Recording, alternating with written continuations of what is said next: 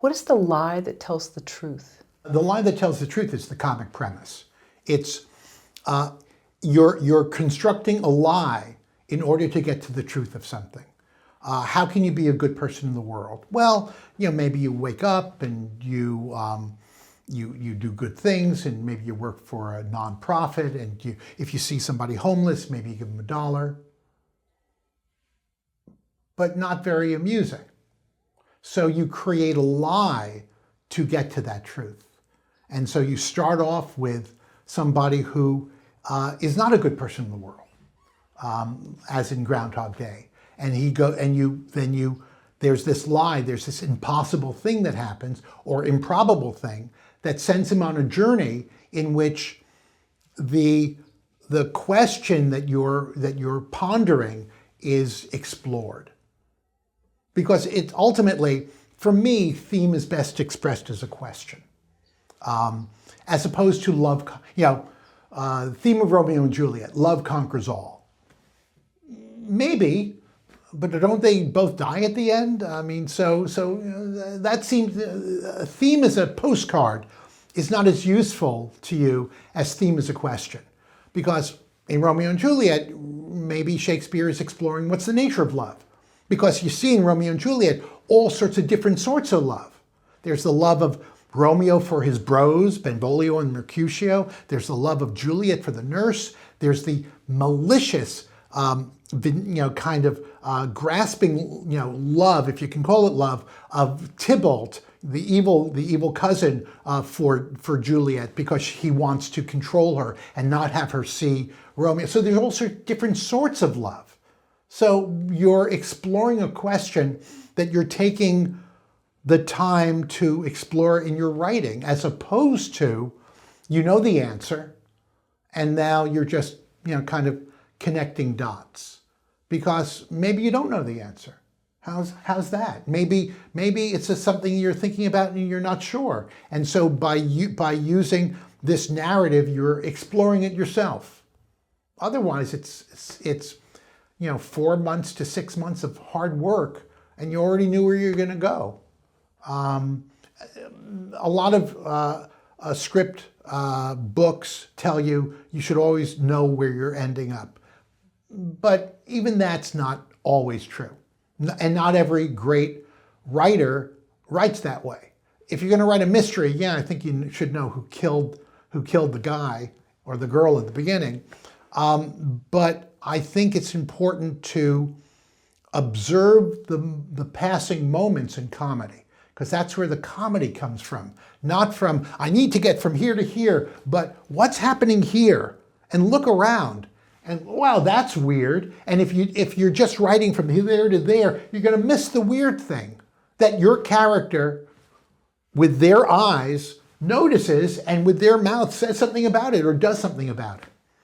So I think that's more useful. So the lie that tells the truth is your basic comic premise that is the gateway to exploring the truth of whatever you're talking about, whatever your theme might be. So to go back to the initial idea for the film, the person works at a nonprofit, they're kind to the homeless, and we could spice it up if there was an actual purpose to that journey. Maybe. Okay, here's a person. They say they work at a nonprofit. They're kind to the homeless. They drive a Prius. They only eat gluten-free. And let's say they win the lotto, and they win for what was that prize that was there a couple of months ago. I think it was like $2 billion, and they win $2 billion. Will it change them? How will it change them? What will happen? What will happen to their preconceptions, to their notions? Now, if nothing happens, I would say, well, you have the wrong character, because you want a character who's going to go through a transformation. So that's why it's not just come up with a funny idea and then run with it. Well, who's the character that's going to go through that WTF, that what the fuck moment? and how do they need to go through that what the fuck moment, and what are you saying about them, and what are you saying about the nature of whatever it is you're writing about, the nature of. So I'm curious, that'd be an interesting arc. So maybe they get all this money and it changes their perception. Maybe they thought wealthy people were evil, and then they come to find out, oh, well, they're not so bad after all. And then they become the very person they despise. Maybe, you see, that's the joy of writing and developing an idea, is that when I do these workshops, I used to do them live in Tel Aviv, in Mumbai. Now I'm doing them on Zoom, and I don't think people ever want to get off Zoom. I think they want to get off Zoom, but I think it's like, why do I have to fly to Los Angeles to take this workshop? I can just turn on my computer. So anyway, I would say there would be, let's say, 25 people in the room. If you came up with that idea, woman works at a nonprofit, wins $2 billion in the lotto. There could be 25 different ways of developing that idea, each of them valid. There's no one way to develop a premise. The premise is just a tool. It's another tool to help you excite the imagination to develop the story in your head. But in some sense, that arc will come out the other side, though. Yeah, it should. Okay. Doesn't need to. I mean, let's say there's a guy, and at the end of the movie, she's together with the guy, so that's a mainstream movie. Or let's say at the end of the movie, her and the guy go different ways, so it's an indie movie, right? So it could be either way. Sure, that's true. And she's in therapy for the rest of her life, and maybe, so nothing is predetermined. Nothing is predetermined other than, if you need $400 million to make it, well then you're going to have to make compromises in order to get $400 million. But if you can make it for $40,000, you can just do anything you want. I think the point is that whatever the idea is, whatever the lie is, you're using it in the enterprise of finding out the truth about something for yourself first before an audience. Because if you think you know what the answers are, why are you wasting time writing a movie? Why don't you just go out and change the world? I think most people wonder what the answers are. At least most comics wonder what the answers are, and use narrative as a way of trying to figure that out. How do you know if your comedy idea is too far-fetched? I think it's only far-fetched if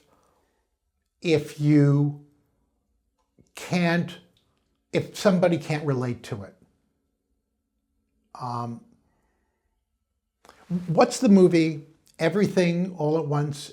Oh, yes. Everything Everywhere All at Once. Everything Everywhere All at Once. Excellent. What could be more confusing than Everything Everywhere All at Once, except for the fact that it was my relationship they're talking about? And I'm going, oh my God, I understand exactly what they're talking about.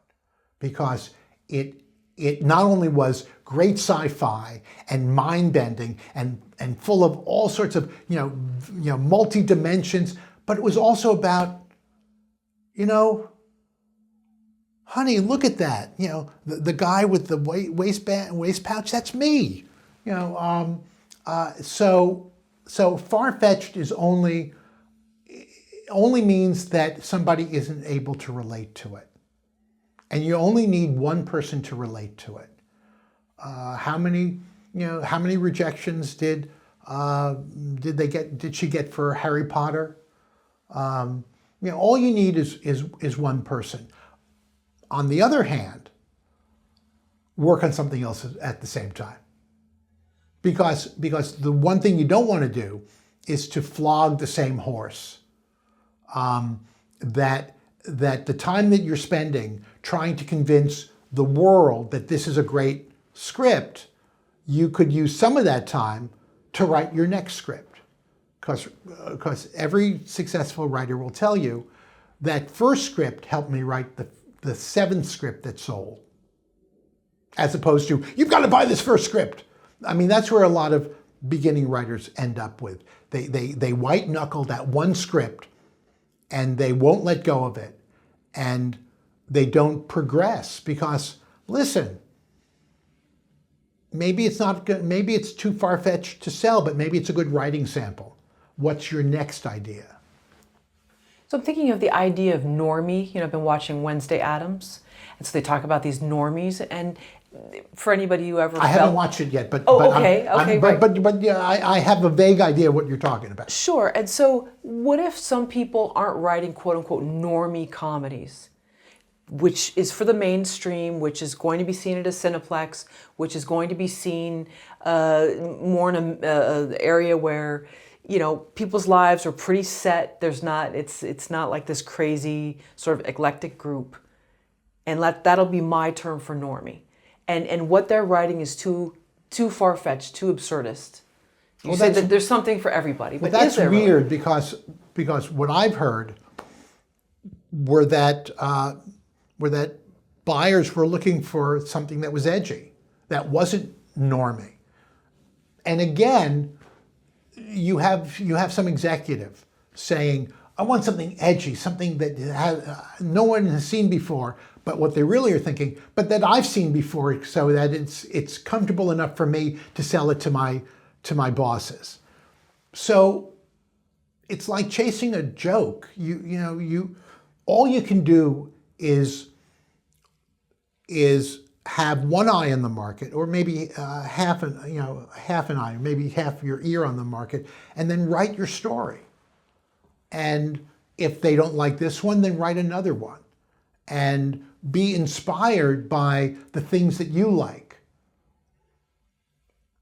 The Monty Python used to talk about the fact that they were inspired by The Goon Show, which was this radio comedy in UK, in Britain.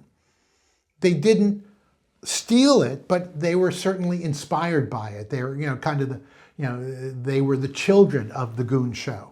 And SCTV was inspired by Monty Python. So what inspires you? Go, and if you're not inspired by anything, go find something to inspire you, and then what's your point? What's your take on that? How do you want to advance that conversation? So nothing is too far-fetched. What there is something needs to be relatable. So in other words, a writer once came up to my friend Michael Haig, who's a script consultant, and he wrote, how to sell your stories in 60 seconds. And if you can sell your story in 60 seconds, that's a good skill. But a person came up to Michael and said, I've got a script there's nothing like this ever than this script. And Michael said, well, maybe there's a reason for that. Meaning that, if something's so weird and unaccessible, that maybe that's why people aren't clamoring for it, because they don't know how to access it. They don't know how to connect to it or relate to it. So if you're sharing something about your life, even if it's through the prism of everything, everywhere, all at once, then that's relatable. It's a family, it's a relationship that literally is gone off the rails, and it's going to destroy the entire universe. But our families are our universe. So when our families go off the rails, that's what it feels like. So it's a metaphor. So even though all the dimensional stuff is a lie, the truth is, our families are our universe, and we need to protect them, as well as protect the universe from the ultra, bad Lord.